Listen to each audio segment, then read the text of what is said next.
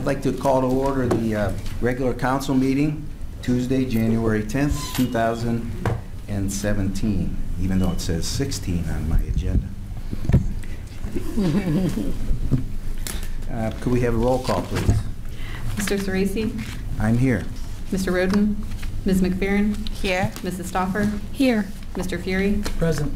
Mr. Scafidi? Here. Mr. Steele? Here. Okay, Mr. Fury will lead us in the invocation and the pledge, please. Father, we seek your guidance for the business that is before us. In planning for the future of our city, give us vision. Guide us in making decisions that are not self-serving, but for the betterment of our community, so that we continue to move in a positive direction. Amen. Amen. I pledge allegiance to the flag of the United States of America and to the republic for which it stands, one nation, under God, indivisible, with liberty and justice for all. Thank you. Next, we have the approval of the minutes from December 13th, 2016. Are there any questions, changes? No one? Okay. Then the minutes will be approved as written. Audience participation is next. First, we have Bob Hughes. I'd like to remind you that your comments should be directed towards myself and not be personal. You can talk about whatever you want, but don't make your comments personal, and you'll have approximately 5 minutes to give your presentation. Thank you. Good evening, Mr. Council President. Good evening. My name is Bob Hughes. I live in Meadowwood, 2229 Demi Drive. Okay. Tonight, I'd like to speak to you, Mr. President, about the pending legislation you have on Ordinance 120-2016. This will be the second reading, and that's a contract to build the Glen Eagles Banquet Center. I'm a golfer, and believe me, I enjoy all the amenities that the city offers, including a high-class local golf course. However, this comes at a price to the whole community. Right now, the golf course is subsidized by the taxpayers' monies every year, and 2015 revenues indicated that their revenues declined by 13.3%, but our total expenditures went up 42%. So I took some comments out of the Citizens Audit of Ohio report that said, quote, operating a business activity, even when attempting to break even, requires close attention to operations and management, which appears to be wanting in this situation based upon data in the annual financial report. I don't actually believe it's all management, but there are limitations to what a golf course around here can reasonably charge. Just in the last 2 months, two local golf courses have closed.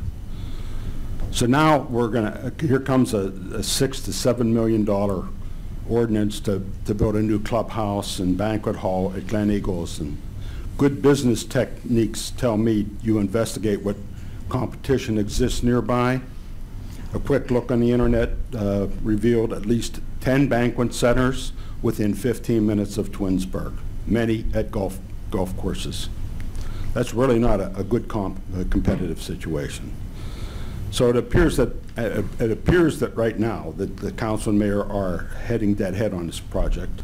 If so, let me conclude with a comment also from the Citizens Auditor. It says, it appears from our analysis, reports that the city of Twinsburg is committed to subsidizing the golf course operations between 30 to 50% of operating costs. In other words, when a golfer plays golf on the course, the taxpayer are paying up to half of the fees to keep the golf course operating. It would be advisable to survey the community for support given the current economic situation. That's all I have to say, Mr. President. Thank you. Next, we have Mike DeCillo.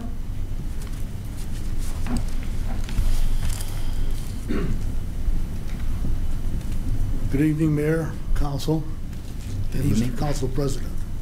If I have to address my comments directly to you.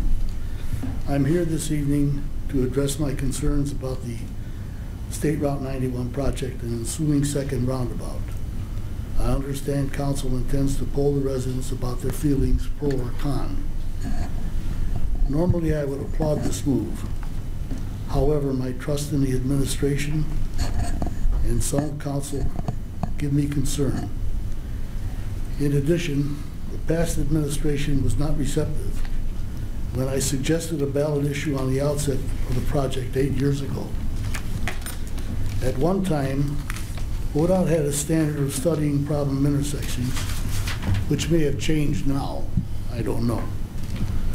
But they used to say that any problem intersection for traffic flow or accidents, one criteria was to increase signage. Another criteria was to have patrol cars in the intersection, install flashing lights with additional signage, or upgrade signalization to promote the better flow of traffic. And the last one was widening the roadway, including turning lanes. I've always been a proponent of widening 91. We now have all 5 of these options, including a roundabout. I don't know how anyone unfamiliar with the area could process the myriad of signs in all 4 directions and make an instantaneous decision which lane to be in. If you go ahead with the poll, I am concerned with what the polling and what segment of the population will be polled. Second, people outside the affected areas are less concerned than those directly affected, namely Ethan's Green and Meadowwood. In other words, not in my backyard is the concern that they would have for it. These areas are, I think the poll should be limited to those 2 areas, and including Glenwood and side streets off of State Route 91. These areas are directly impacted to that roundabout.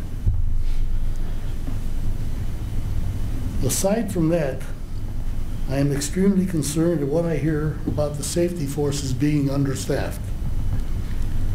At the last council meeting I attended, I heard these. Both our fire and police departments are not at full strength for whatever reason. I don't know what the reasons are, but whatever they are, they're understaffed. Yet we have a fitness center and golf course that are subsidized by taxpayer dollars and getting upgrades. It is the administration's responsibility for health, safety, and welfare of the community, and council holds the purse strings to be sure that tax dollars are spent wisely and prioritized properly. You are elected to do the job. My suggestion is to get the safety forces up to strength, fix the streets that need repairs, replace the infrastructure that needs to be replaced as required. After we get necessities up to par, other items will follow as finances allow. And lastly, I would like to say that government is not effective at creating jobs. Private industry creates the jobs. Government should be providing the climate for private industry to thrive, nationally and locally. If we give the right environment, we'll have the tax dollars to do all the jobs. We shouldn't be competing in all the areas that we are. 1 minute. Whether it be fitness center, golf course, banquet facilities, restaurants, or what have you. We are not competing with the private sector. I think it's bad for government to do that. Thank you. Thank you.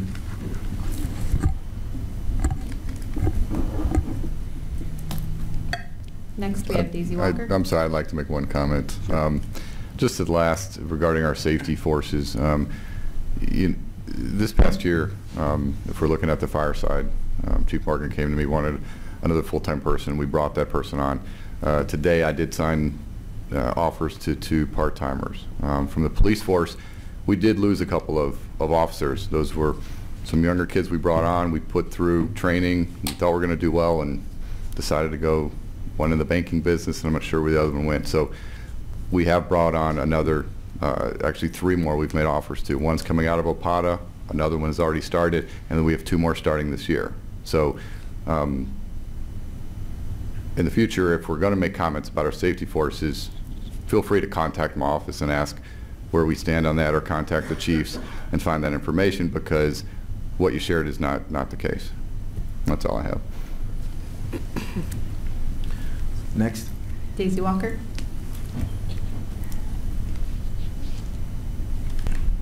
Good evening, Mr. Mayor, Mr. Maestros, council, and staff. I'm Daisy Walker, and I would like to comment on the first responders. On December 23rd, it was on a Friday before Christmas, I received a most horrific phone call that anyone could ever receive. And that phone call stated, "Daisy, can you come over? I cannot wake up my stepmom."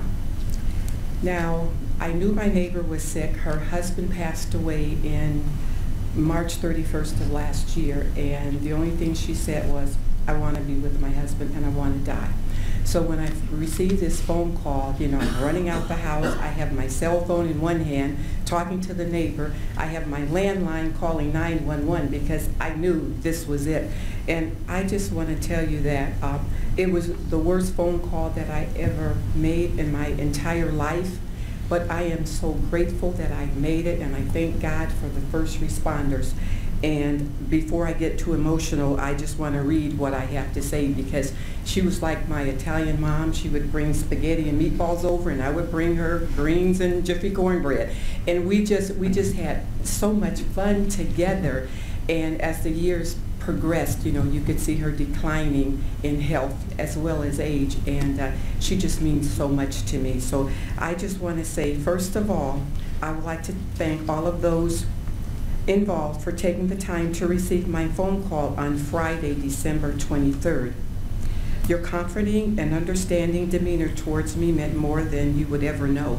They were so polite, whoever the dispatcher was. I mean, I was so nervous. I probably gave her my address, and I know I didn't have anybody at my house that I couldn't wake up.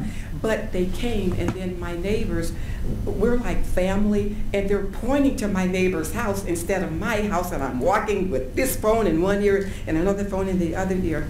And I just want to say that my neighbors, and I'll just call her Mrs. D, she was on the sofa unresponsive.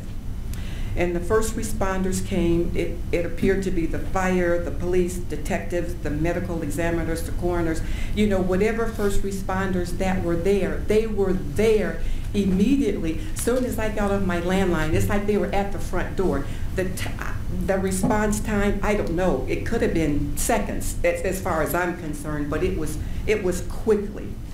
And I just want to say, you, the first responders, you know, the police, the fire, detectives, medical examiners, the coroners, came into the house without hesitation. Immediately they wiped off their shoes, you know, the snow off their shoes and their boots before they entered the front door and the side door. And it was you, the police, they were courteous and treated my neighbor as if she was their mom.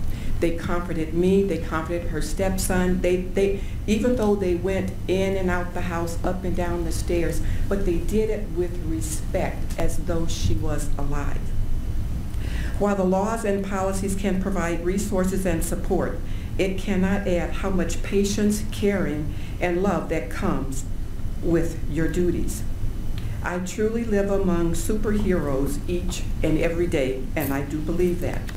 The safety department, first responders, and the safety director are humble public servants and don't ask for much, just to do what they love, provide for their families, and to be able to come home at the end of the day.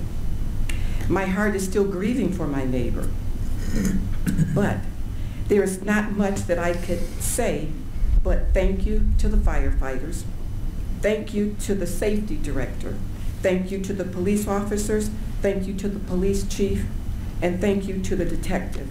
And I think this tall detective, I think his name was Mark, I don't know I think, but he's real tall. He's like a giant. And then there was this Detective Nicole, just wonderful, wonderful people. Thanks to the paramedics. Thank you for running in when we run out. Thank you for standing tall when we feel small. Thank you for getting out of your cold bed on that cold and snowy morning. Thank you for doing all that you can do and for putting the lives of others above your own. Each of you, the first responders, have touched the lives of the humble residents on Waldo Way. It was to the point that we didn't want any first responders to fall down. My neighbors came and they were shoveling the driveway, shoveling the sidewalk, so the first responders could be safe and not slip. And that's just the kind of neighbors that I have. You have been in my thoughts and prayers. You exemplify for me and for us and for the next generation the values of courage and service and commitment. You do not seek or wish my recognition, but today I say thank you for all you do quietly, faithfully, each day to make the city of Twinsburg stronger. You are a blessing, and I thank God for all of the first responders. May God richly bless you and the first responders in your duties on a daily basis, and may God continue to bless the city of Twinsburg.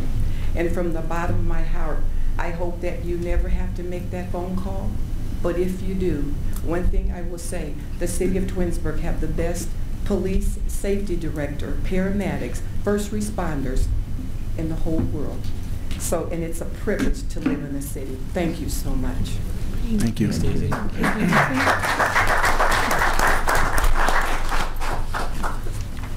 Next, we have David Post.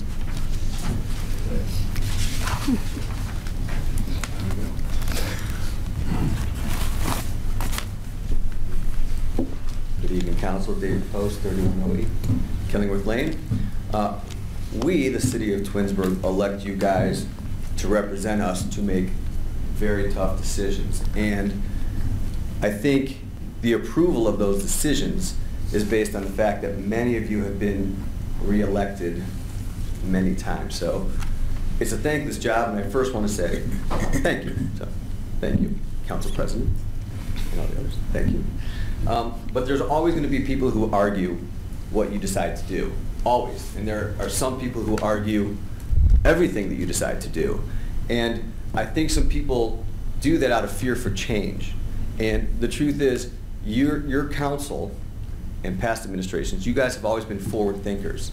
You're thinking forward, you're looking to better the city. And I think there's a lot of people who talk about how the city of Twinsburg, well, I remember 20 years ago and 40, it was the farms and it was all of these great things, and I respect that.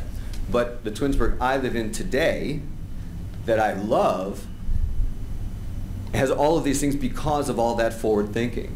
And, you know, there are people who argue Cornerstone. There are people who argued crazy, the roundabout. And I understand. There are people who have argued the rec center when you wanted to put the rec center in. People argued the rec center. People argued McTarrian Lane. People argued the old school, Corbett's Farm. People argue, and it's okay to come up here and voice opinions. I get that. But some people just argue, I think, sometimes for argument's sake. And I also think some people don't have forward thinking. And forward thinking is why this council is succeeding, I think, and why this city is so great. And with that forward thinking, I want to bring up the golf course clubhouse. From what I understand, from what I've learned, that clubhouse needs to be replaced anyways. And so if you have to replace it, it's not, let's just replace it with what we have, let's make it better. Let's do what we can to bring in more revenue. And I know that there are a lot of people who are saying, no, we don't want this, let's not do anything to the clubhouse. I mean, leave it alone. I mean, it's a lot of money. And I will agree, $6 million is a lot of money, but you could choose to spend $3 million and have what you have right now, which is a subsidy, but then you'd have that same subsidy and $3 million because you won't have any more revenue coming in. Or we can be forward thinkers, as we've been all these years, and we can do bigger and do better, and we can build a golf course that has more revenue coming in. We can earn money from the golf carts. We can earn money from the restaurant, the liquor license. We can earn revenue in multiple ways, and that's forward thinking. And that forward thinking is why Twinsburg is on the map today. But so many people fight everything, and that's why it just drives them crazy. But you know, $6 million is a lot of money, but it's okay if it's going to potentially earn more revenue. In fact, the potential is to lower the subsidy that we have now. And subsidies are okay.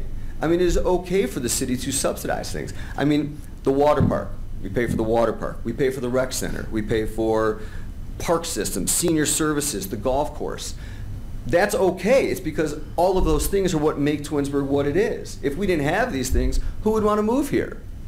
Right? I mean, who would want to move here? That's why people move here. That's why Twinsburg is rated so high, because we have these things. It's okay to pay for those things. I mean, I hear some arguments of, well, I don't golf, why do we need that? I mean, I've seen that on social media all the time. Well, I don't use that golf course either, but I think it's a good idea. Senior services.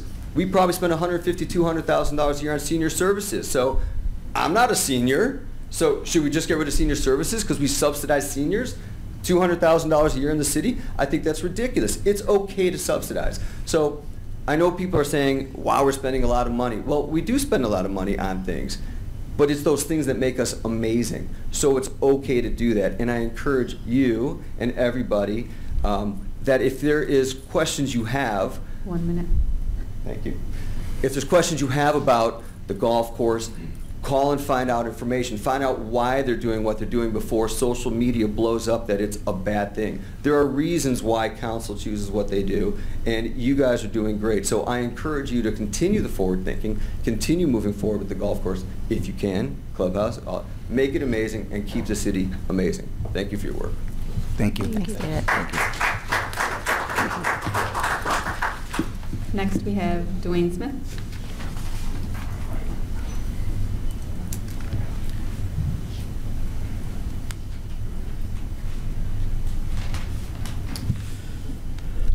So he speaks much better than I do, so I'm probably going to read more than he does.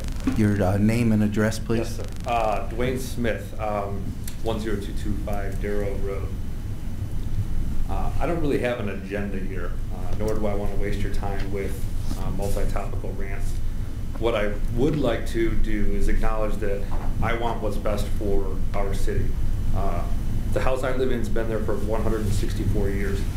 From my research thus far, I know that a resident named Lumen Lane built it and farmed the land that was, or is currently, Ethan's Green. Since his time, the town's changed a lot, and I would imagine that Mr. Lane wouldn't recognize much of the town if he were here today. But I like to think that he would be as proud of the community and the amenities that we have as I am.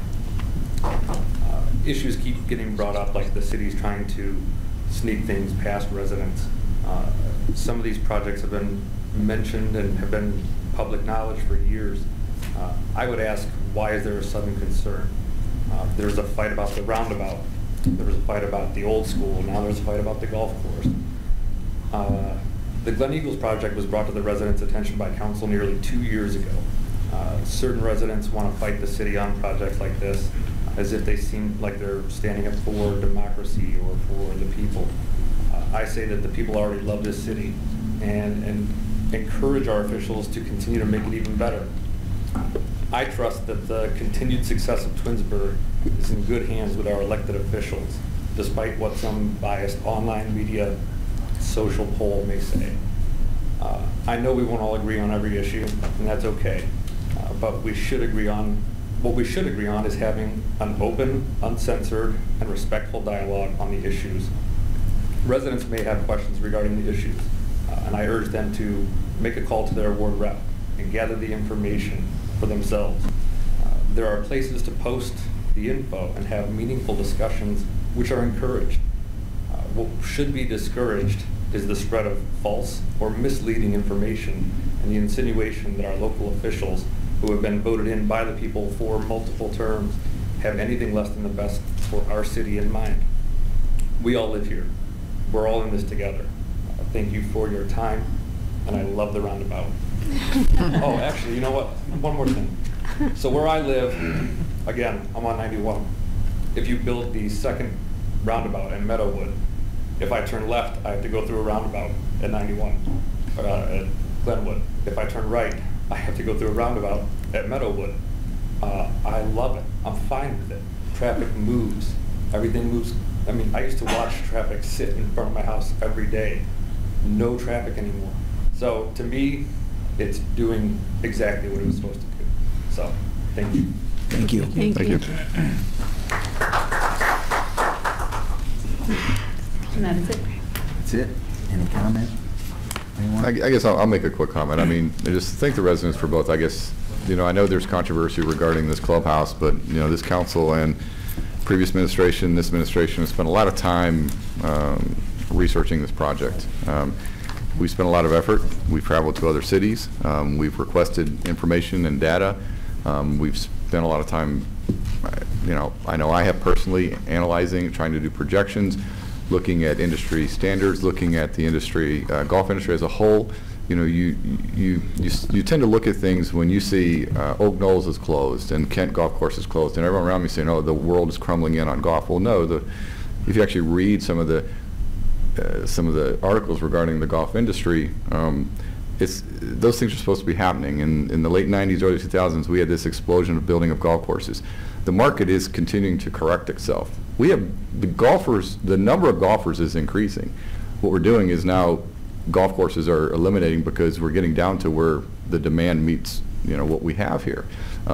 We've got a beautiful golf course that is taken care of. We put money into it. This potential clubhouse, I don't look at it as a golf clubhouse. I mean, I've talked to council about this, and even Golf Advisory Board doesn't look at this as a golf clubhouse. This is a new community building. It's a new building that we hope to house a banquet facility, you know, a restaurant. We hope to do some winter activities there. We hope to do some different things that can bring not just golfers but non-golfers to this facility. You know, we're limited right now. We have basically two revenue streams. We have our practice facility and we have our green fees.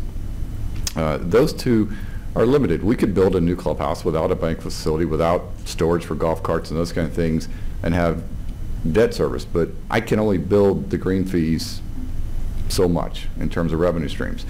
There is, in my mind and from what I've researched, tremendous potential with the banquet facility. I'm optimistic that there's potential with a restaurant. We really don't have much in that end of town. We really don't have much in Twinsburg General. We're working on that. That's a whole different speech for me. But anyway, those are the things that we're looking at. So instead of one or two revenue streams, to have 4 or 5 revenue streams that we can build, and hopefully at the end of the day, as Mr. Post said, you know, start decreasing some of the subsidy we do. I hope that we don't have to subsidize our course in the future. That's the ultimate goal. I feel confident that we can build this clubhouse and not increase our subsidy. I think we can do it because of the additional revenue that we'll bring in. So that's where, you know, that's just where we stand. And again, and if you've got questions or concerns, or you want information, or you want research or data, we have it. Just contact us. Dave was the first person that actually contacted me, and I've heard there's a lot of chatter going on about this, but there's only been one person that's contacted me about information.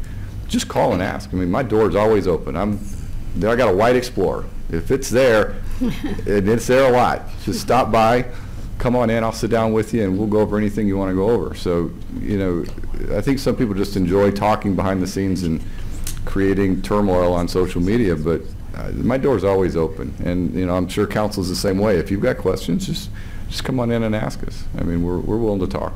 So, but thanks for, again, for your comments from everyone. Thank you. Mr. Fury?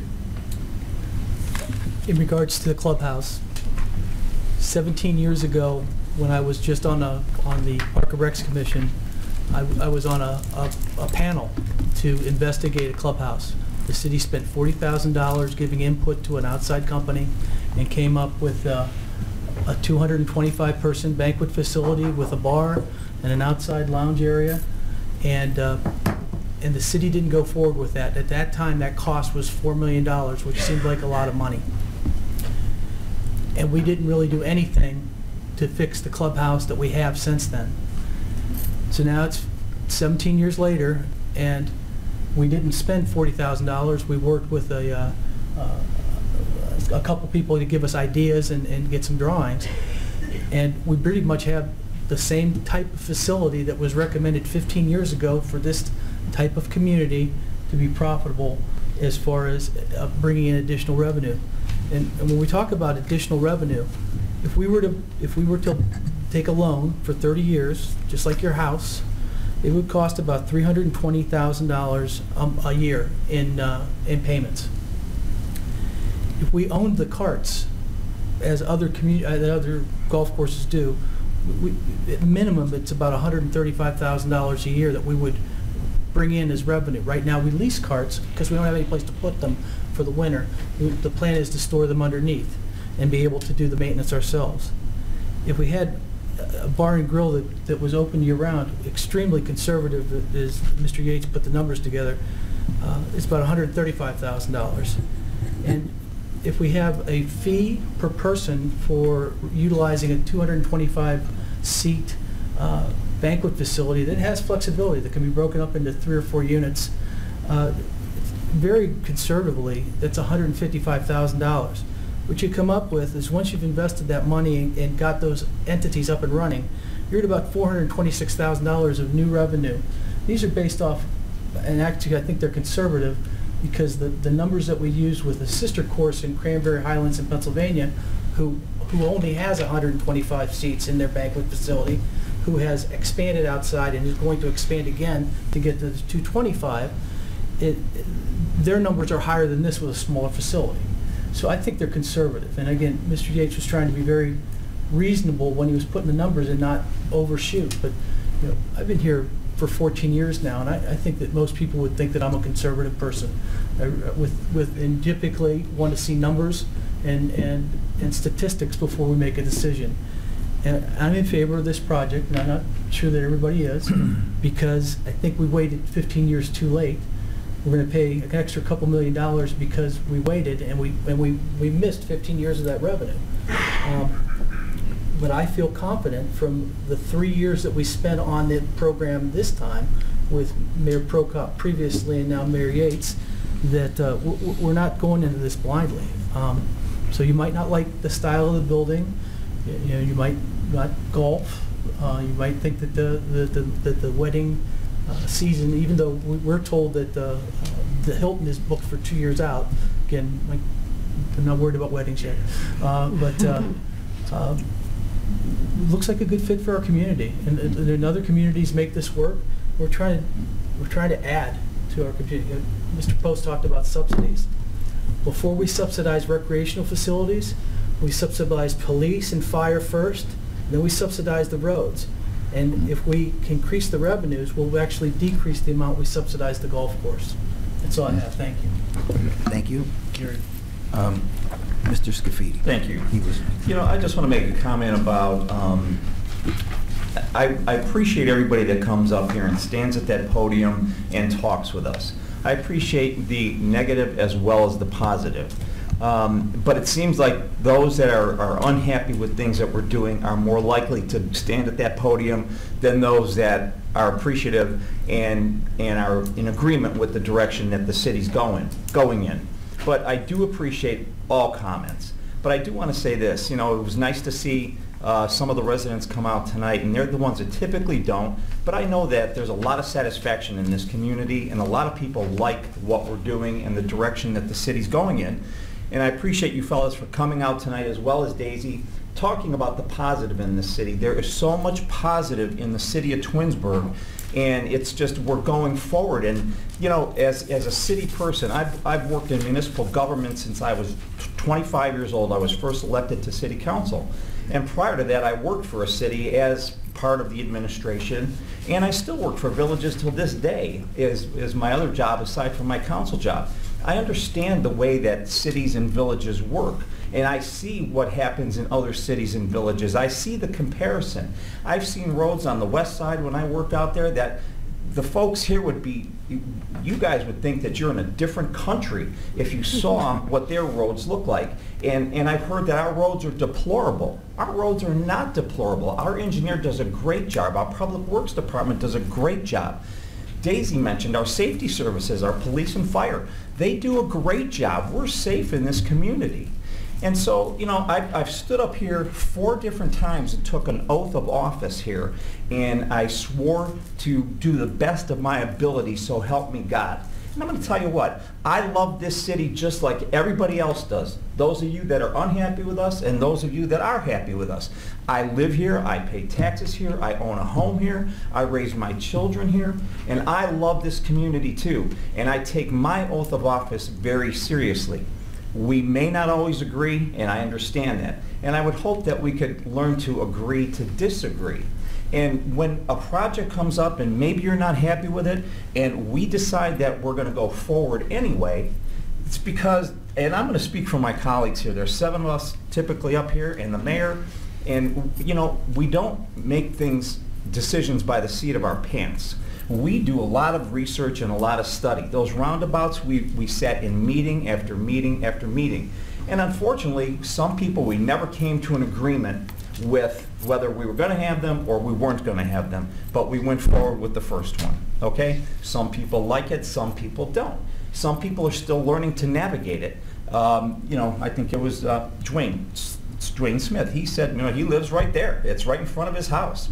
And, you know, I've heard that from several people. I go through that, and it's not that it's not in my backyard because that's not my ward and I don't live up there. But I go through that roundabout every day at least once or twice. Have there been close calls? Absolutely, I've seen them. But it's a learning curve. It's a learning curve just like anything else. When Reminderville put their roundabout up, at the very beginning, they had accidents there too. And those went away eventually because it was a learning curve. I think the folks in our town know how to navigate a roundabout. I think it's the folks from outside that may be driving through town, and I think Mr. DeSillo alluded to that. I'm not sure who it was, but sure, they don't, if they're from out of town, they're not sure how to get through there, but you know what, they'll learn. It's just like any other intersection. When I go out of town, when I go to a different state and I'm vacationing, I come to intersections, there's all kind of signs, there's different turning. I have to learn how to get through it. It's not that simple. It's always not just a cross intersection with a stop sign or a traffic light. There's a lot of turning arrows, there's signs, there's things that I've never seen before. And that's the same thing that we have here. But so I guess what I'm not trying to be on a soapbox, but I just want to say I appreciate everybody's comments, but I really appreciate you guys coming here tonight and giving us a little bit of, you know, sometimes I go home and I put my head on my pillow because I'm the one that has to live with the decisions that I make. And I think, did I really make the wrong decision? God, I uphold my oath that I said that I would defend the city of Twinsburg, and I think everybody up here takes that oath very seriously. We don't do this by the seat of our pants. We don't do it because we hate the city of Twinsburg. We do it because we love the city of Twinsburg. I've been an elected official for several years, since 1982, and I do it because I like to be involved in my community, where I live, where I raised my children, where I have my family. That's why I'm involved. So I'm not involved because I want to pick on some people, or I don't want to be in agreement with people, or I just want my way. And I believe it's been set up here once or twice while I was council president that, you know, the council president just wants his way. That's not exactly so. I'm doing what I think is best for our community. So thank you fellas for coming out tonight and giving us, you know, a little something to grab onto, that maybe we are doing things in the right direction, and I appreciate that. That's all that I have to say. Thank you. Thank you. Mr. Steele, you have something? Yeah. I'd like to throw my 2 cents in on the golf clubhouse, okay? Over the last 3 years, the city's made improvements to the golf course at Glen Eagles. Now that the course is complete, it's time to consider what improvements need to be made to the clubhouse. The design plans that have been submitted for consideration include the space necessary to support the daily operation of the golf course. Large pro shop, restroom, locker room, changing area, a snack bar, inside storage for the golf carts, as well as a 250-seat banquet room and a year-round restaurant with a patio. The low bid for executing these design plans and overall project is $6.2 million. We all know that. Should these plans be approved, the city intends to finance this project by issuing bonds or obtaining a loan for that amount. With 30-year term, the payments on these bonds or loans could be anywhere from $300,000 to $360,000 a year, or $25,000 to $30,000 a month, depending on the interest rate. In fact, Mayor Yates, in some of the preliminary things that he's put out to us, estimated for a 30-year loan at 3.5% was $26,000 a month or $323,000 a year. In addition to the monthly payment, the city will also be responsible for the overhead of staffing, the banquet facility and restaurant, as well as any costs incurred for building maintenance such as plumbing, HVAC, etc.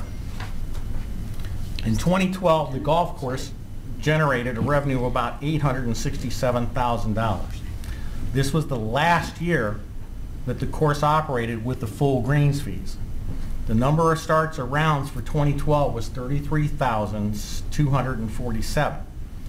In 2016, this last year, we had 33,000 starts, even though our course was under construction, with reduced greens fees. Because of the course construction, it still generated $825,000 in revenue.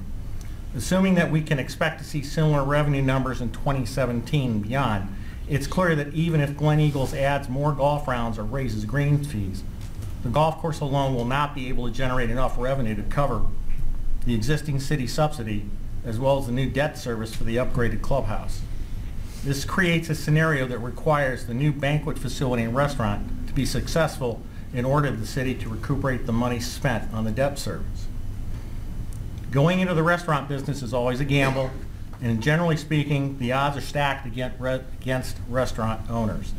According to an Ohio State University study, around 60% of new restaurants fail in their first year, and 80% shutter before their 5th anniversary.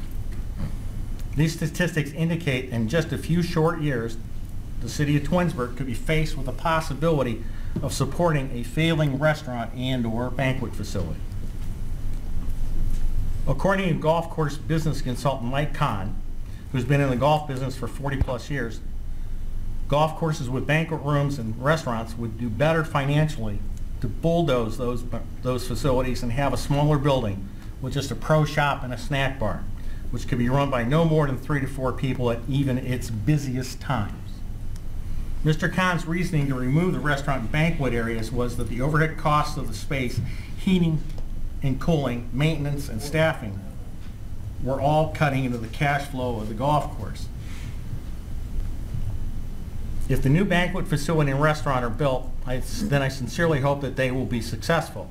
However, before we approve these plans, shouldn't we ask ourselves, what happens if these facilities do not generate the expected and required revenue? If the restaurant and banquet room are in the red after 5 years, then what will the city do about the 25 years remaining on the bond or the loan?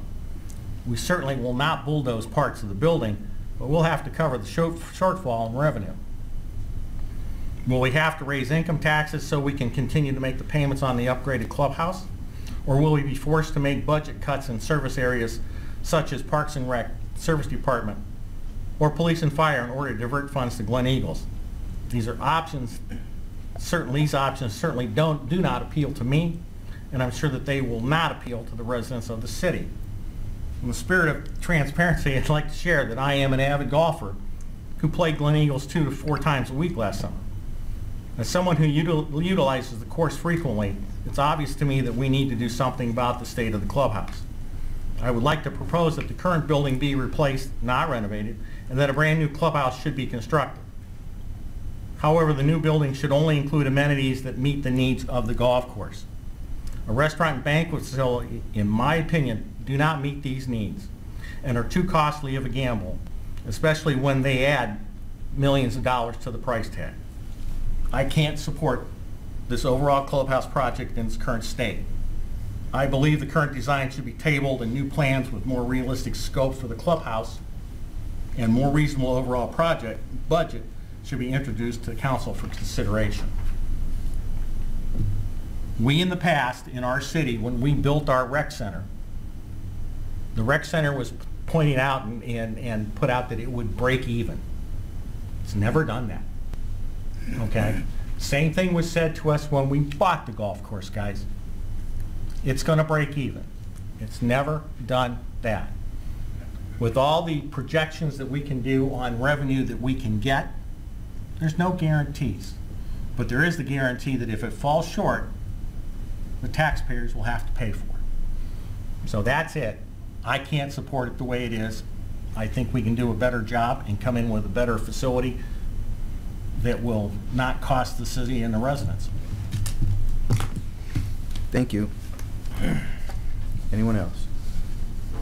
No. Okay. This would go on all night, but I think, and Brian, I've heard these arguments. I think, you know, this didn't really intend to be a golf course discussion, but by eliminating the other revenue streams, I think we are putting ourselves in a position where, yeah, we'll be subsidizing it for a long time. You're going to create the exact, if you're looking to create the exact same type facility, a pro shop and a snack bar, But I'm not going to spend $6.2 million. I'm talking. Yeah. So, Okay. so then yeah, we are going to be in a situation. I think what we've all looked at is trying to create some revenue streams that we can build on. You know, I met with Brian today and talked to him at the clubhouse. Not Brian Steele, but Brian Menard. And prior to getting there, he had 2 phone calls regarding, you know, people wanting to book the banquet facility that hasn't even been approved yet. Every day he turns away people that wants to book weddings, and this was a baby shower that someone wanted to book, and he's like, I'm sorry, we don't have it approved yet, but maybe call back in a year and we'll see what we can do. So, you know, he's courting Cleveland Clinic, UH, Cardinal Health for large outings. However, we don't have the facilities to do a Cardinal Health or a UH or a Cleveland Clinic golf outing with dining and appetizers, and you know, we can do some hot dogs on a grill out under the pavilion, but that's not going to bring in those levels of golf outings. So there's, in my mind, and I understand the concern, and $6.2 million is a lot of money in everyone's world, but I wouldn't recommend, I guess, going forward with it if I didn't think it could put us in a position to add a tremendous amenity to what we have in this community already, and as well as create some potential additional revenue that we could build on to hopefully start offsetting and reducing and minimizing any kind of subsidy we would have. But yeah, everything we do in this city is in one respect or another subsidized, whether it's 100% subsidy for the senior center, or it's a 20% subsidy for the fitness center, or, I mean, we subsidize everything, but that's what makes Twinsburg great. I mean, yeah, we could shut down everything. We could shut down the fitness center, we could shut down the golf course and sell it. We could turn it into, you know, a patch of weeds, just like Aurora did with, you know, the nature area that they have now, which people enjoy. I don't know if that's going to really help the homeowners of Ethan's Green, but there's a lot of things we could do, but that's just going to make this, it's going to hurt Twinsburg in the long run. Well, so, Hold on. Mr. Scafidi. so Yeah, one quick thing. I'm not going to defend or go against the golf course, but Brian, I appreciate your comments. But I do want to say one thing. You know, when it comes to the rec center, that thing went on the ballot 3 separate times and was voted down by the residents, and the building was built. And it's probably one of the busiest buildings that we have in our city. 7,000, at least over 7,000 members, if I'm not mistaken, strong, go to that facility. Bill, you and I sat up here when everybody was against what was called the Interconnect Road, okay? We built the Interconnect Road anyway, and guess what? That's probably one of the best things that we did in this community, to have traffic navigate through from this area down here up to 91 to get up to the areas up there without having to go all the way down into the square and up Darrow Road. 7 years to build because of lawsuits. Yes, yeah, exactly. 7 years to build because of lawsuits, and guess how much more money it cost us because we had to wait until all those lawsuits were settled. So, you know, there's some things that we do and we make decisions, again, not by the seat of our pants, but because we, Mr. Post, have that forward thinking, and that's what we try to do. So, Brian, I appreciate your comments, and, you know, but I think we need that forward thinking, and I think that has to kick in more often than not. We make some very tough decisions up here, and I don't think any of us take them lightly, so that's all. Thank you. Back to you. Back to, okay. First off, don't get me wrong. I don't want us to close down the fitness center and sell the golf course, okay? I like playing up there, okay? And I'm not against making changes to the clubhouse or even replacing the clubhouse, okay? I'd like to see us approach differently. Whether I've been thinking about it, and there are other ways we can do it. Maybe we don't finance the full 6.2 million. We throw some of the extra money that the city has at the moment into that to move that financing cost down. If we do that, we might be able to really eat in, not only pay the carrying costs on the new building, but we could use the money that you're projecting we get from the restaurant and the banquet facility and stop the total subsidy of the golf course totally, or cut it back to next to nothing. Karen and I talked today, and I think it was what?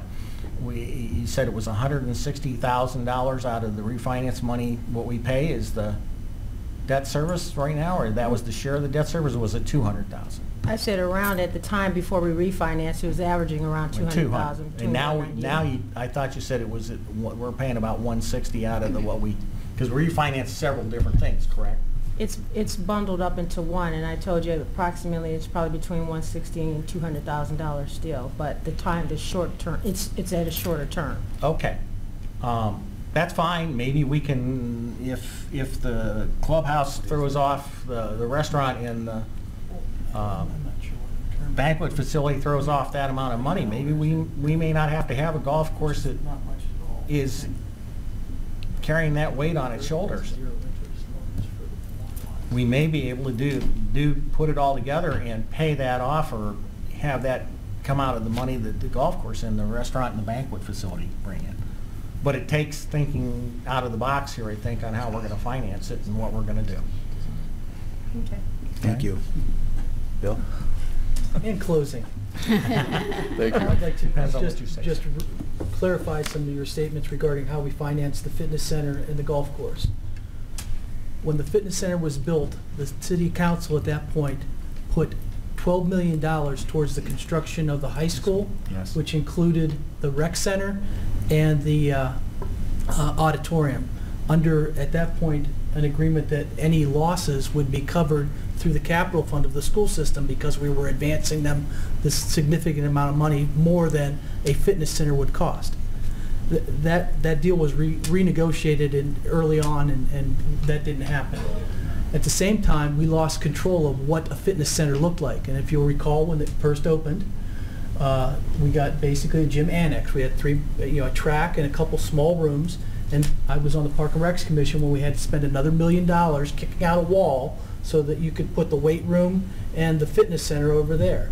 And then Mayor Prokop put a task force together with David Post was on it, on ways that we could increase that, versus the way the Solon did theirs, where they put their senior center and a fitness center in a single building, which would, again, that was a huge cost to the city, and there was a ton of cash at the time. And not trying to say that those decisions were wrong, but we could have done that different and not subsidized it the way we did. We could have kept $9 million and built a fitness center and worked off that way.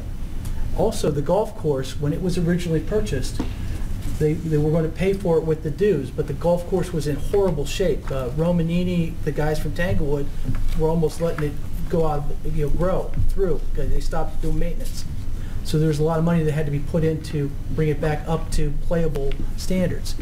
But the original deal was $2.6 million, and they played, and the city chose to do a zero interest 5-year arm, where a 5-year arm, the only thing that was paid was the interest on the loan for 5 years. After that point, it was refinanced at, I think, in the mid-6s or 7s, and refinanced again. We paid almost $7 million for a $2.6 million golf course, instead of paying it off in the beginning with cash. Again, had we done those things, we'd have been in a better position to 15 years ago fix this clubhouse issue and have that additional revenue come in. So again, if we want to decrease revenues or increase revenues to decrease the subsidies on this, I think we have to do similar to what the plan that was proposed 15 or 16 years ago. But had we done those things differently at that time, we would not be having the challenges with the subsidies now. Certainly. Had we paid the cash for the golf course when we acquired it, we wouldn't start off the golf course wouldn't start off every year behind the 8 ball. We could have got a free clubhouse just through the interest that was paid and the refinancing over those years. So anyway, that's all I have tonight. Thank you. If anybody would like to see the numbers that I spoke about this evening, send me an email. I'm easy to find. I will send you the documents in Excel. So thank you. I just want to say one thing. I think the fitness center is more like a community center. I mean, people go there, they care about each other. It really builds camaraderie in the city. And I think that the emphasis of the clubhouse being more of a year-round facility for the community and having outdoor winter activities. I think there was talk about cross-country skiing and snowshoeing. I mean, it would be another asset in our community. So I respect the numbers that Bill's put together and Mayor Yates and the fact that they're conservative. So I would think it would be a win for not just the golfers and Twinsburg, but also the communities around us. One other thing to ask you. Okay. Earlier today, we talked, and you indicated that at some point in time there was $1 million that was supposedly earmarked to be used for the golf clubhouse. About 10 years ago, Sam and I were on council. I think we're the only ones there. You were here? Okay.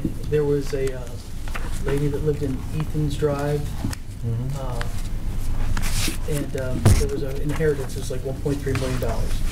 And at that time, with Andy Romito and others, we said that we were going to set aside $1 million for that clubhouse.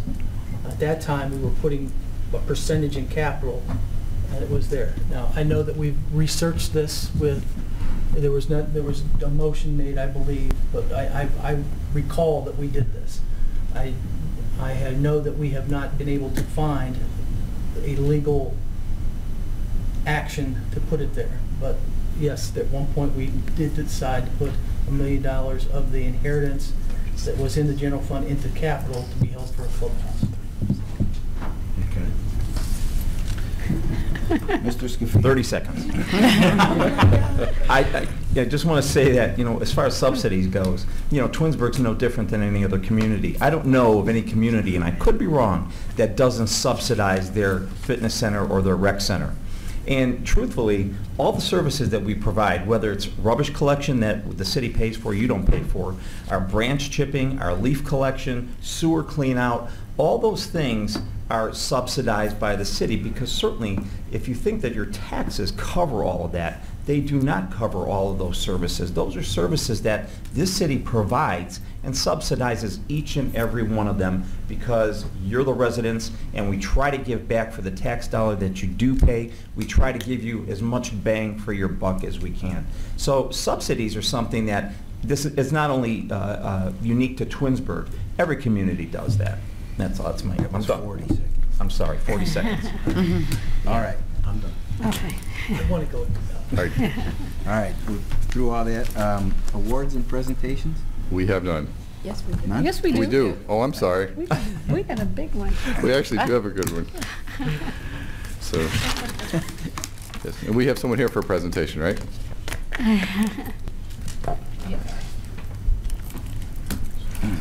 we have a mic? Mark, you have the mic? You want to go there? Okay. This is good. Good evening. My name is Lindsay Kuhn-Blair, and I am here on behalf of the Ohio Auditor's Office, Auditor Dave Yost. And, well, certainly I would just like to say how much I truly appreciate all of the passion that you all have demonstrated this evening, everyone. But I'm definitely honored to be here on behalf of the auditor to present your fearless finance director on all of the hard work that she and her staff work tirelessly on every day. And if you don't mind, I will just read a brief snippet from this letter, just the juicy parts, because I know that it's been a longer meeting than probably anticipated. But clean and accurate record keeping are the foundation for good government, and the taxpayers can take pride in your commitment to accountability. I I just want you all to know that of the thousands of entities that we audit across the state, few qualify for an Auditor of State award. So, and what that means is that you received a clean audit report, that we didn't have any findings for recovery, material citations, material weaknesses, significant deficiencies, findings or questionable costs. So with that being said, I would like Karen, if you don't mind, to present you with an award from the state of Ohio. Yay! For excellent stewardship.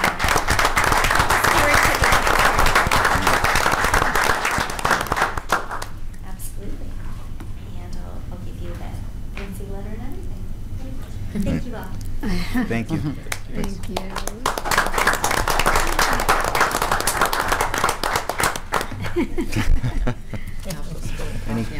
Any comments? Karen? No. Any comments? No. I would like to say one thing, less than 30 seconds. I have a wonderful, wonderful team. I couldn't have done it without them. They are sharp. They are tireless in their effort to make sure we're compliant, and I so appreciate them, and I cannot say thank you without including them as part of it. And I want to say also thank to the mayor, legal, and council for supporting me and the staff throughout this whole way to ensure that we are compliant and that we have the necessary tools to be efficient and current. Congratulations. Okay, council communication committee reports. Mr. Scafidi. Getting a sore throat. All right, real quick. The Board of Zoning Appeals met on December 14th. There was one appeal. First of all, good evening and Happy New Year to everybody. Now I'll get into my report. The Board of Zoning Appeals met on December 14th, and we had appeal number 15-2016, and that was a Hermitage Drive resident who came in for a 10-foot rear setback variance for a deck that they want to put on. There were 3 members present of the BZA, and the 3 members unanimously approved that variance request. At this time, I would like to make a motion that we waive the 30-day waiting period. I was asked by the building commissioner if we would do that. Is there a second? I'll second. Mr. Sorese. Any discussion? Shannon, call the roll, please. Mr. Scafidi? Yes. Mr. Sorese? Yes. Mr. Fury? Yes. Mrs. Stoffer? Yes. Ms. McPherson? Yes. Mr. Steele? Yes. Thank you. And that's it for, well, BZA will meet again tomorrow night right here at the City Hall at 6:30. We've got our next meeting. Real quick, Public Works Committee met this evening, and we had a few things. Amy did a great job of outlining some of the things that we did, and hopefully I get all this information right, Amy. I'm going to just skip through a few of them. She applied for some highway safety funds and was secured $3 million for the State Route 91-480 interchange project, right? So that's that was a good feather in our cap right there. She also received $13,000 for our tree planting program that from last year. The trees were already planted, and we got reimbursed at a tune of $13,000. That was not the whole total share of what we planted, but it was a good piece of it that we received back, so thank you for that. We also discussed, next year she plans on looking at the Cannon Road, Ravenna Road, and 82 area. She wants to apply for some funds there. That intersection that kind of meets kind of strange over there by Romeo's Pizza, and try to realign that and get that up to be a little bit more efficient. So she's going to apply for monies there. And finally, if council remembers, everybody that was at the Public Works meeting, we discussed the FEMA program that we approved last year for those folks living on East Idlewood. Whereas FEMA would, the residents are allowed to go ahead and apply to have their home purchased from FEMA or with some of the FEMA dollars. I think there was a little bit of a share on the city's part, and then that home would then be, because it's in the floodplain, and when we have those big floods, they constantly flood. So then that home would be demolished, and that land would become part ownership by the city of Twinsburg, and nothing would be built there. So from last year's program, we had 2 applicants. One applicant, I believe, is going to be approved. At least that's the way it looks right now. It's a very strong application. So most likely that'll be approved, and that home will then be demolished, and that property will become part of the city of Twinsburg. So Amy asked if we'd be interested in doing that again. And again, the other committee member that was there and the council that were there all didn't have a problem with it. So just wanted to float that past council and see if anybody had any discussion on that. But if not, then we plan on going in that direction once again. Nothing? Okay. Other than that, that's it. That was the end of my report. Thank you. Thank you. Thank you. Mrs. Stoffer? The ARB met on December 15th. There were a couple of items on the agenda. There was two homes by Ryan Homes, and they were both approved as noted. There was a detached garage that they had asked them to revise and resubmit it at a later time.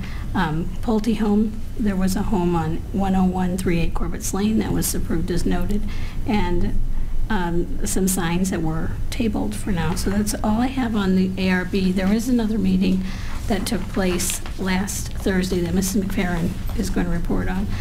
And then I had a meeting on December 21st, the Volunteer Fireman Board. We met, and now we're in the process of creating some beneficiary forms. So we'll be meeting again in February. That's all I have.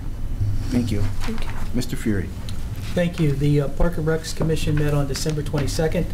At that time, we reviewed statement of cash of the city, the budgets that had just been passed for the various Park and Recreation departments, as well as looked at their capital improvement awards and the city's capital improvement 5-year plan, as the board was also finishing up reviewing their own 5-year capital plan to make sure that they matched somewhat. We also got a report from Deb Peltz, who's a new member to the committee, and she had found a group in Hudson, a Friend of Hudson's Park. It's a 503c organization that has annual dues, and they raise about $150,000 a year for this community organization that's separate from the city and offering kind of like a booster club where they put grants and so. So she's investigating that to see if that's something that outside the city she can generate interest and go forward, but really outside the box for a new member on the board. She did a nice job.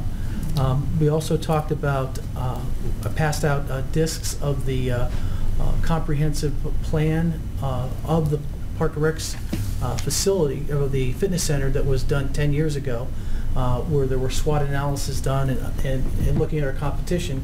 We've got the new Reminderville facility that in another meeting they said they have 2,500 members already and are expecting their goals 4,000 this year, and how that would affect us, and really go back and review over the next year our offering of services, how we compete against others, and how we can again work on decreasing those subsidies. The next meeting of the Park and Rec Commission is going to be February 23rd in Council Chambers at 6:30. I had an opportunity to attend the Community Relations Board meeting on 12/15. Community Relations Board is the city, township, Reminderville, and the library, as well as the school system, getting together to share our ideas and what's going on in those different areas. As far as, again, Reminderville talked about they're completing the police station, and they're looking at the fitness center with 2,500 going to 4,000. Kathy Powers from the school system talked about her Shop with a Cop program, how successful that was, how much she thanked the city for that. Their national blue water ribbon for Bissell, and that there's and talked about the upcoming levy, which I'm sure that there's lots of information on going out with the focus group and their plans for the future. That's pretty much it for that meeting. The weather was bad, so they only had probably 5 people there. There was a snowstorm that night. So no date was set for the next meeting, but I know that Shannon is going to contact the group and see what we can go for next. And in Seth Roden's absence, I'm going to give the meeting dates for the Environmental Commission, which will be, the first meeting this year will be Thursday, February 9th. Then they'll go March 9th, April 9th, May 11th, September 14th, and October 12th. Those meetings are all at 7 p.m. in council chambers. Special events are the Earth Day, which is April 22nd at the Metro Parks.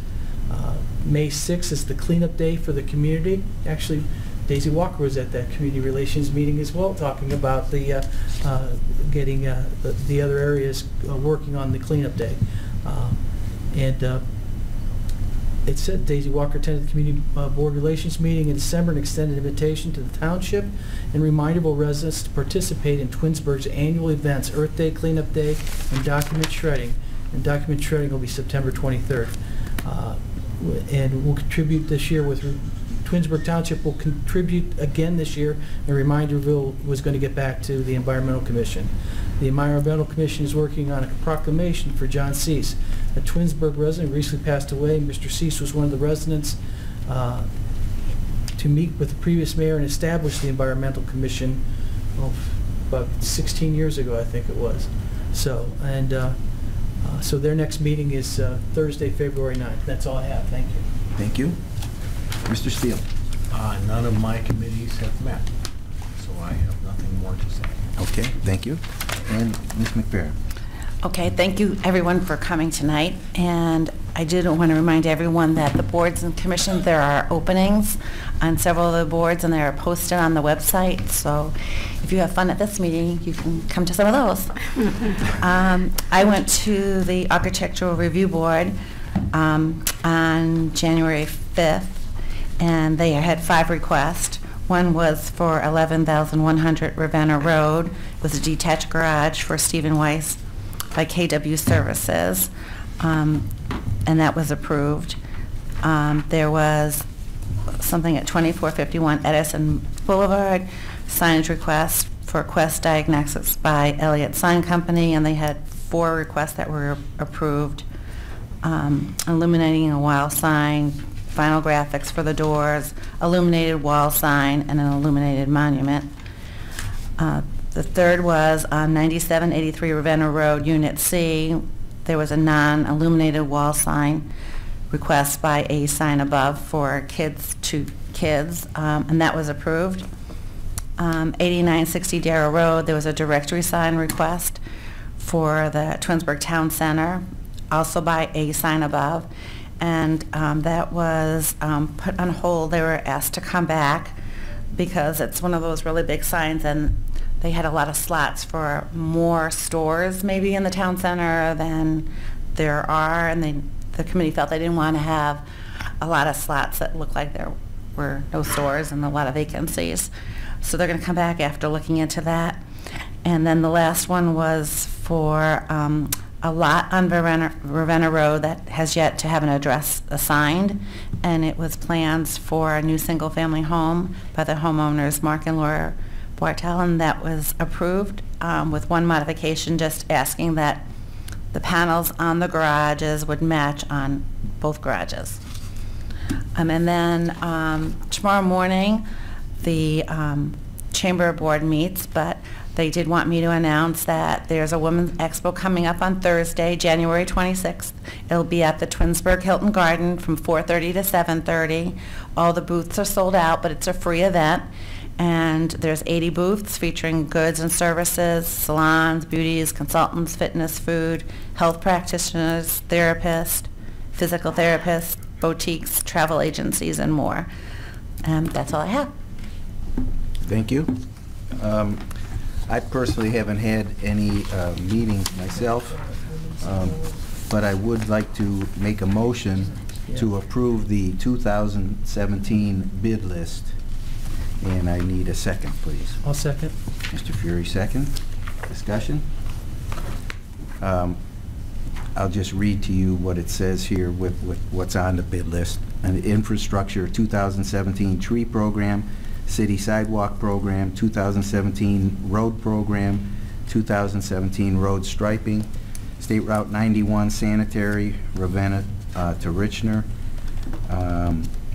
Viola and Joanne Place, a fall bid, soil remediation landscape sign on corners of State Route 91 and Glenwood, asbestos mitigation and demolition, old school, HVAC unit replacement, community center, roof replacement, community center, catch basin and culvert replacements, fitness center, locker room rehab replacement, and under vehicles, year 1 vehicle lease for 8 cruisers, first payment, and a 5-ton dump truck, three dump trucks, pardon me. Final year of the leases that we have, that we're currently in, and a senior van. Those are all the things that have been approved prior to this, but they're going to be going out to bid. Any questions or discussion? Call the roll, please. Mr. Cerisi? Yes. Mr. Fury? Yes. Mr. Scafidi? Yes. Mr. Steele? Yes. Ms. McFerrin? Yes. Mrs. Stoffer? Yes. So the 2017 bid list is approved 6-0. And that's all I had. Mayor? Thank you. Well, Happy New Year, everyone. Just a couple things that I want to talk about. So 2017, we're now into our bicentennial year. We've had a committee meeting for months upon months. So I want to encourage everyone, there's a website set up, Twinsburg 200. I encourage you to go to it. There's an archive of historical pictures. There's audio dialogues with people from the city. There's a lot on that. There's a listing of some of the events we're going to have going on. But throughout this whole year, it's going to be a bicentennial theme. We're having printed a coffee table book. That'll be I believe a hardback. I don't know if it's a hardback or softback, but it'll be a full-colored coffee table book that'll be available to residents. So watch for it. There'll be a postcard coming that will announce a voucher that you can turn in to get your book. And so there's going to be a lot of things going on, but I encourage you to go to the website and check out what's been put together. We've had a company help us over the last year that, I'm sorry, I can wait till we've had a company help put all that together and organize it and have tirelessly dug up all they can in terms of pictures, and there's just historical things that have gone on here in Twinsburg. So we sent out, and we've been talking about this for a little bit. We've done ward meetings in the past. Sometimes we have good attendance, sometimes we don't. And so what I was going to try to do for 2017, and I mentioned this to council, is just set dates, 4 dates throughout the year that we're going to have just kind of an open dialogue with residents in the evening. Tentatively, those dates have been set up to be February 7th, May 2nd, August 1st, and October 17th. I've sent out a request to council. I'd like to have at least a couple council members show up to each event. It'd be nice if we spaced out and not had all 7 at one and not at the rest, but pick some dates that you can come, and then I'll have department heads come to a variety of ones. In the past we try to get all the department heads come in and they all talk, and I think what we'll try with this format is to get Chief Noga at one of those meetings and Chief Morgan at another, and Chris, and just spread out the department heads and whatever's current topics we can talk about. If there's issues and concerns, questions, then we have residents come in, but I'll be available at all of them, and then hopefully I'll be accompanied by a couple of councilmen. So those dates. Can you say the dates again, please? Yeah, February 7th, May 2nd, August 1st, and October 17th. Thank you. So those dates will be posted on the website, and I'll try to have some information about, kind of an agenda for those meetings. But and then lastly, I just want to congratulate Karen. People ask me, people that don't know me ask me, what do you do for a living? And I tell them I work for the city of Twinsburg. I don't tell them I'm mayor. And that, I really look at that. I mean, I work with a lot of great people. I work with council. I mean, we've got such a great employee base here, and I really couldn't do what I do without the hard work of department heads like Karen and our chiefs and Chris and all the people that put time and effort. And they really do love what they do and enjoy working here. And it really allows us to continue to look forward and be a forward-thinking community when we have such vested employees working for the city. So that's all I have. And we've got some department head reports. So we can start with Chief Morgan.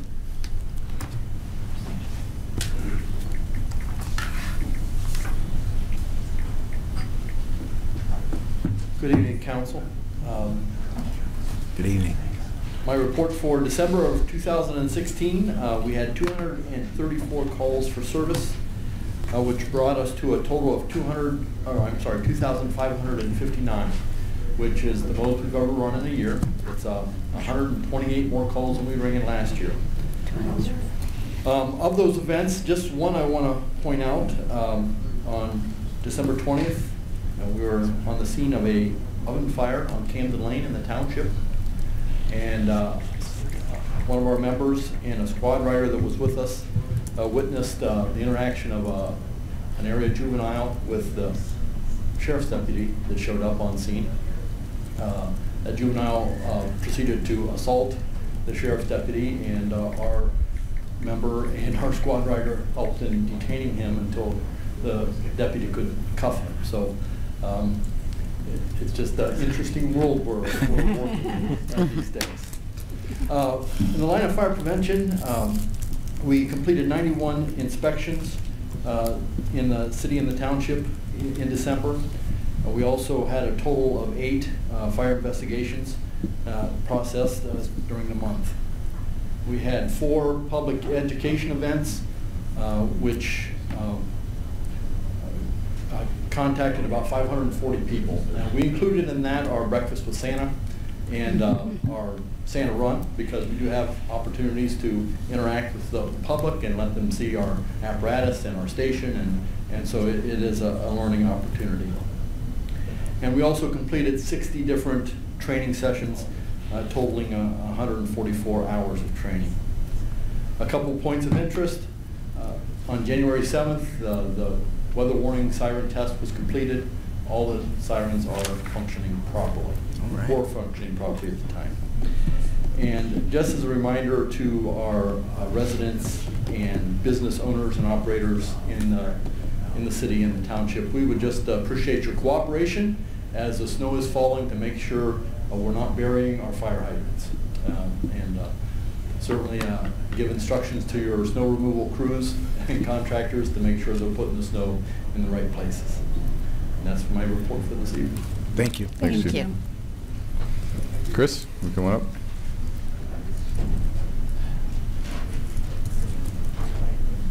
Good evening, Council. Good evening. During the month of December, the Service Department finished up the roadway pothole patching. They did 6 potholes during the month of December, so that was pretty low. The year yielded 2,490 potholes that they patched. To compare that number in 2015, we have a little over 17,000.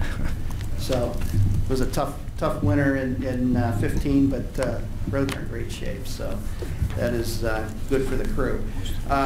December also was the last inspection of the storm system, where we go out and look at the system, clean it. Again, very little debris. I think the crews are ahead of that program, so those areas are in real good shape. The LEAF program concluded in December. It ran a little bit later than normal. It was a little bit different in the fact that we were out there for 6 rounds.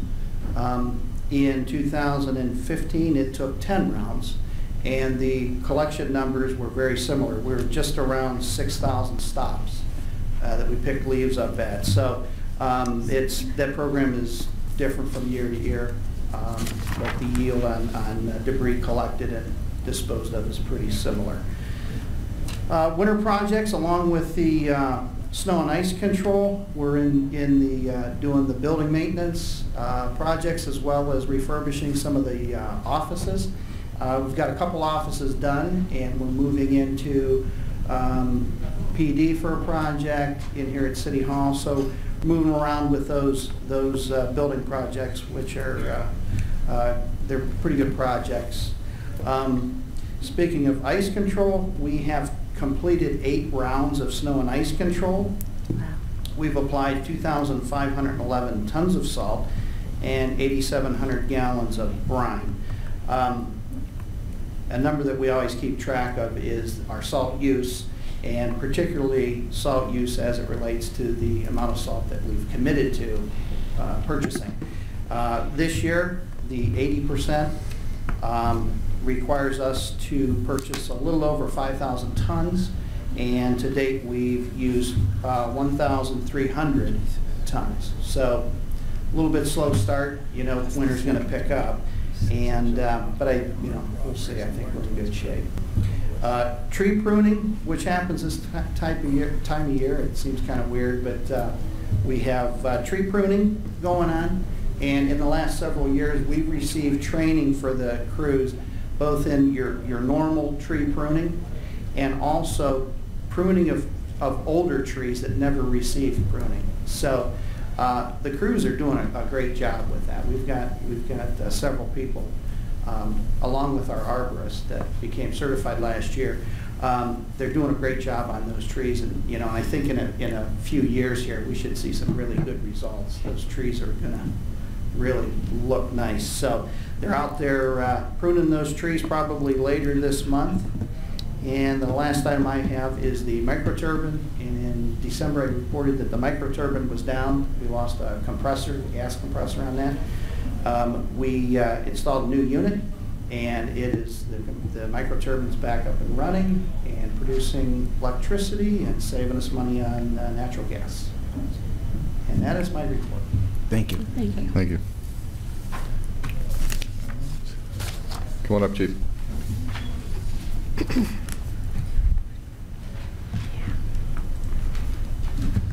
Good evening and Happy New Year to all of you. Good evening. During the month of December, the City of Twinsburg Communications Center generated 2,218 calls for service among the Twinsburg Police and Fire Departments and the Reminderville Police and Fire Departments. The total call count for 2016 was 26,334. Twinsburg police officers arrested and or cited 112 suspects into court on 146 different counts. Officers issued 123 written warnings and 18 parking citations. We investigated 42 traffic crashes, of which 11 were injury crashes, 8 were on private property, and none were fatal. I'm pleased to announce that Detective Brian Donato was named the top cop out of Summit County Prosecutor's Office, Sherry Bevan Walsh's Prosecutor's Office. She awards that monthly to a detective or an officer who's done exemplary work. Brian had 2 very, very difficult cases that he worked on. He was able to get convictions in both those cases, so I'm very proud of the work that he did, and as well as what the Detective Bureau does. They solve a lot of cases in our city, and that's very, very important to have a high solve rate like that. So kudos to Brian. And that's all I have. Thank you. Thank you. Karen? I'd like to report for the closing of December for the income tax collection. I did forward that to you. I hope everyone did receive that, but I'll share it as the numbers have been presented. We closed for the month of December, and I say for the year, at $1,514,803 compared to last year, December. We received in receipts $1,809,920.